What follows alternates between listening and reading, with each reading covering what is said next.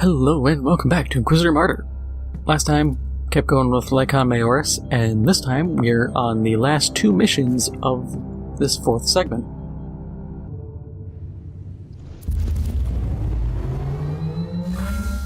We've detected multiple reality distortion waves near you, Inquisitor. The warp gates are active. I've activated the jello shields to protect the sanity of my crew. So that's the time distortion field. That's pretty sick. Don't know when I'm gonna use it, but it's pretty sick.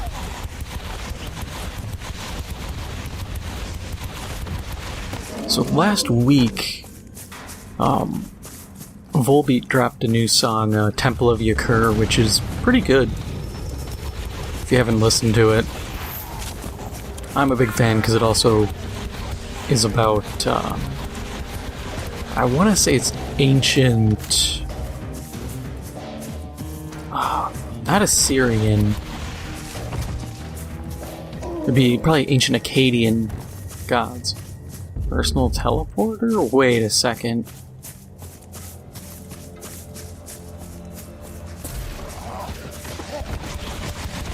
Okay, I thought there was like a loot goblin dropping stuff. Guess I'm wrong.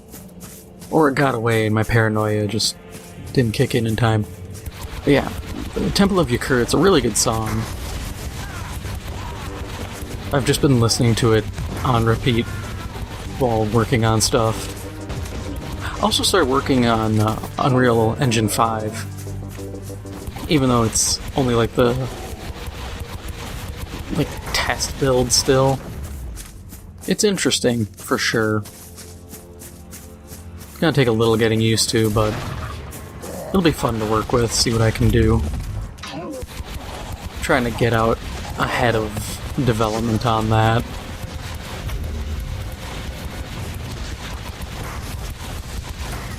I will admit, one gripe I've had is a lot of these engines, they make stuff look nice, but people don't do anything past that. Like Stalker 2. I saw an announcement. Stalker 2 is going to take 180 gigs. And I'm sitting there thinking, what is 180 gigs in this game? What happened to the trend of compressing files? Because that's a lot. It's like playing Call of Duty these days, where it's like, oh, don't worry, you have your game plus Warzone. It's only going to be, 300 gigs or something. Buy a separate hard drive. It's like, no, I'm not buying a separate hard drive for one stupid game. And even though I have the space on my SSD, on my computer for Stalker, I'm also looking at it like, I really don't want to dedicate 180 gigs to one game. One of the things that bugs me is a lot of times like, oh, well, it's 4K textures. I don't have a 4K computer or a monitor. I can't hook up to my TV because I don't have a 4K TV. So why do I want 4K textures? I see that with... I can't remember what it was. There was a bunch of old statistics regarding computers where most people were not... Like, a lot of people didn't have even 1080p monitors. And that's something I feel like developers kind of forgot is not everyone has top-of-the-line stuff.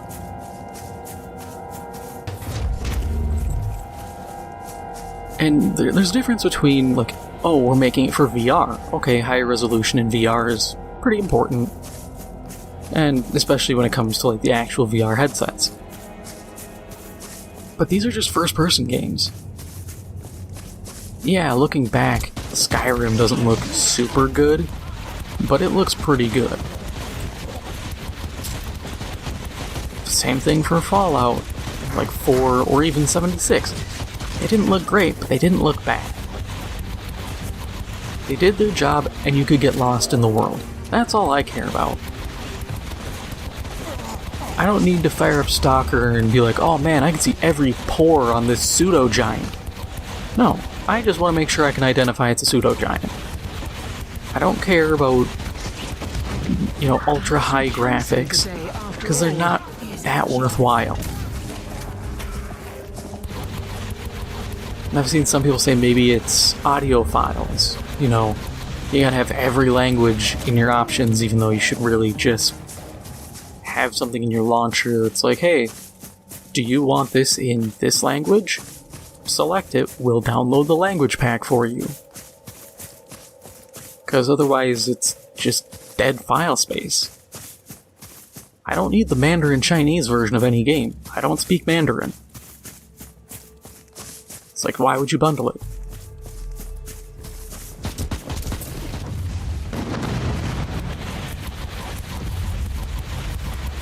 But for some reason, stuff like that still slips through and inconveniences everyone.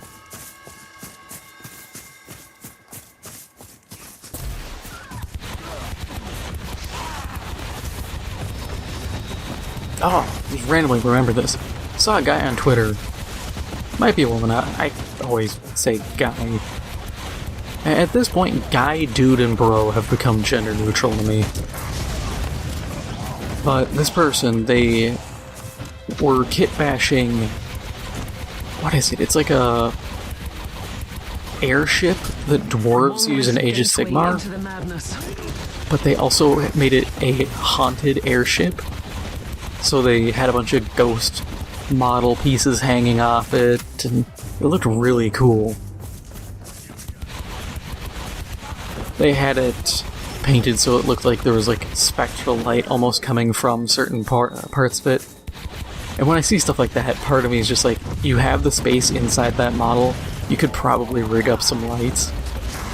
It would be a lot more work, but man, it would look sick.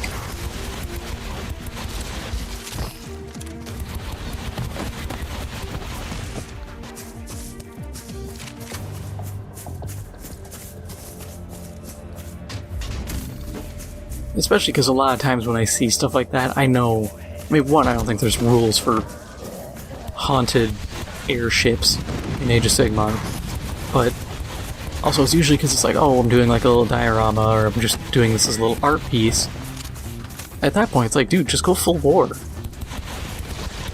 Who's gonna stop you? Rigging up lighting isn't really that difficult. All you'd have to do is have the lights inside whatever, like, pillar you have supporting the quote-unquote flying model. You run the cords through that. Hopefully it's not transparent, otherwise you gotta find something. And then have a big piece on the actual terrain, and have most of your cable, like, run out the back of that. Or have that be where, you know, at one angle you can remove a little piece and put a battery in. Or carve out the bottom and just make it so you flip it upside down and shove a battery in. Who cares? It's not like you're trying to do it on an individual Space Marine for, you know, the glowing effect on a plasma gun. That's a little more difficult. I wouldn't suggest it.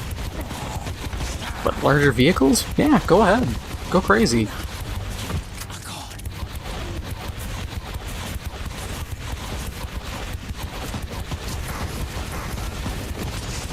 You have averted a disaster.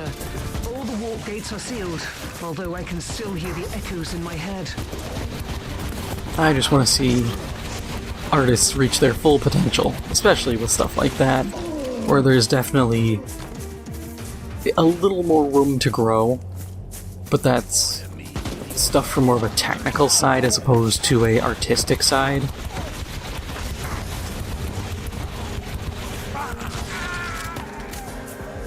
We'll just polish off this little bit of the map. No sense in leaving it. I haven't heard anything about Darktide. I just realized that.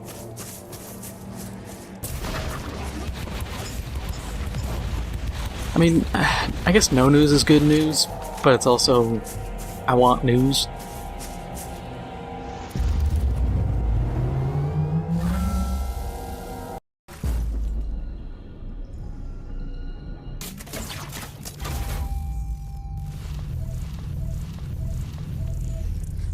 Ooh.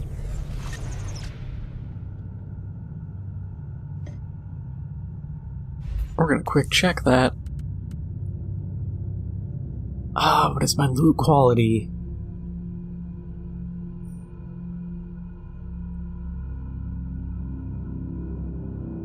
I really want to try this, but I almost want to take this, run missions off screen to get the complete missions at least level 4 levels or higher, just so I can see what it is fully and whether or not it's even worth keeping. You know what, I'll do that later. For now, we have the last mission of the segment to get to.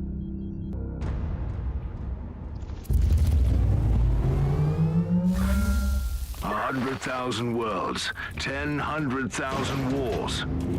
There is no respite. There is nowhere to hide. Across the galaxy, there is only war.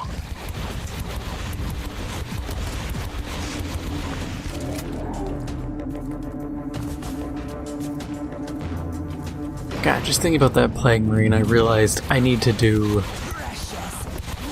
Well, first off, I've been working on videos for a series, since I only have one video out, which is Salvage Ops. If you haven't checked it out, you know, you maybe should if you're interested in it.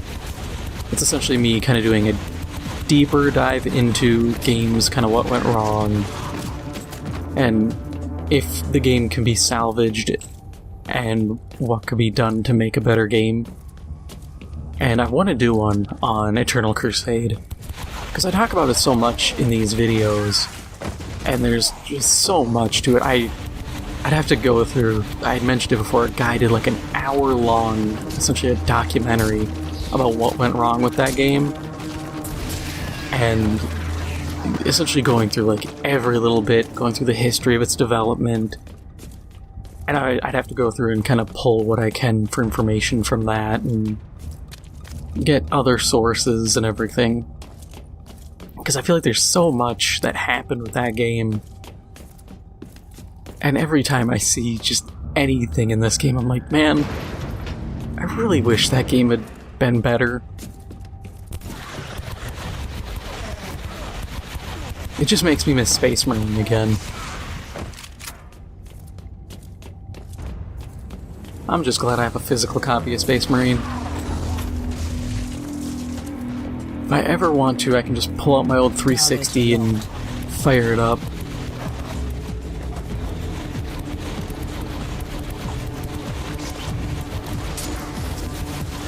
I know Relic made Space Marine. I get why, but also I'm kind of surprised they never just did another game like that. But I guess they were dead set on Dawn of War 3, and we all know how that one panned out.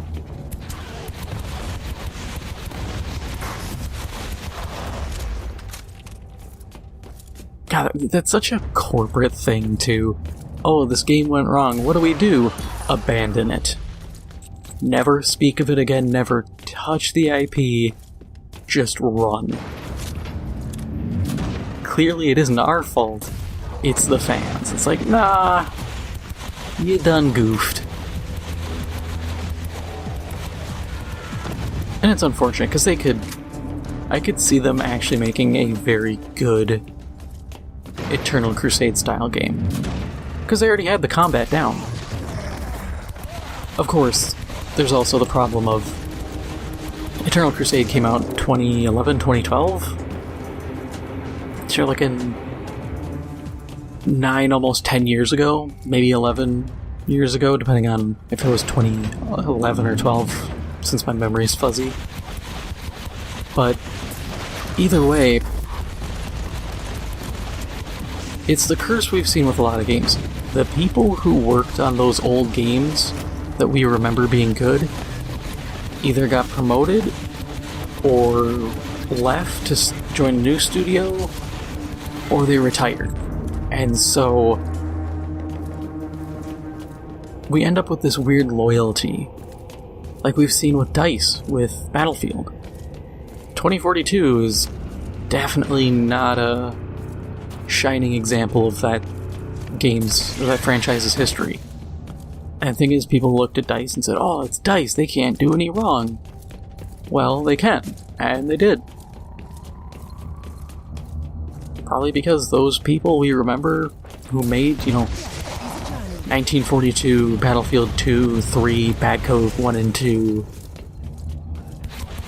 2142, I can't remember if I said it, but there's so many 2s in the franchise that I kind of screwed this up. Battlefield 4, like, those people are gone, most likely. It sucks, but it's kind of what happens. Doesn't mean the newer iteration of such a studio can't do a good game. No, they very much can. We just haven't seen it. And sometimes it's pride. I've seen that enough, and especially, honestly, if you go on Twitter and follow some game designers, there's a lot of pride. Sometimes misplaced. Sometimes it borderlines on arrogance or even narcissism. Because it's, oh, I made this, I know everything. It's like, maybe not. A great example is, what's his name? I think it's Scott Jaffe? The guy who worked on God of War. If you saw his kind of tirade against Metroid Dread, you would understand. Like, I get it. Some of the environmental stuff in Dread isn't the best. But there were times where he'd point out like a thing and go, oh, well, you can't tell that this is supposed to be destructible. And I looked at the piece he was referencing on the picture and I thought, well, the terrain doesn't have any lights in these areas, or there's a light on either side while the rest of the floor is dark. It kind of implies there might be something there. And even the tutorial's like, hey, if you don't know, just start shooting. You'll figure stuff out. So it's not entirely against how they do things. But it's this mentality of like, oh, I did this, I know better, and sometimes you don't. Or sometimes your style is old. You made a certain style of game. Developers change. That's a natural thing. Dawn of War, great example. Dawn of War 1, pretty straightforward. It's your average build a base, run dudes out and get them killed kind of game. Dawn of War 2 shifted to more of a cover-based, you want to keep your guys alive, tactical style game. Is either one wrong? No. Just a change of style. The big thing is some games work better with certain styles, some, once again, like Dawn of War. If you played 1 and 2, you expect, something within that realm of gameplay. And then 3 comes out and it's like, oh, it's like Dota or any other MOBA, but we, sprinkled in some RTS elements. It's like, okay, that's a little weird and doesn't really fit, and nobody was really jonesing for my RTS to get messed up with MOBA mechanics and art style and weird story and lore choices and everything else, but things change. But yeah, it's just a lot of developers kind of get arrogant, and it's unfortunate.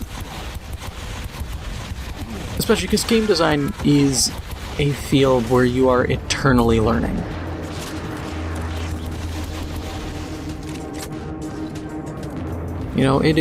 It's an art form. It genuinely is in my eyes. The thing is, you have to kind of figure out things and understand, like, people have preconceived notions. Don't monkey with those. Death generously. My compliments. Hey, that's actually the last part of this section.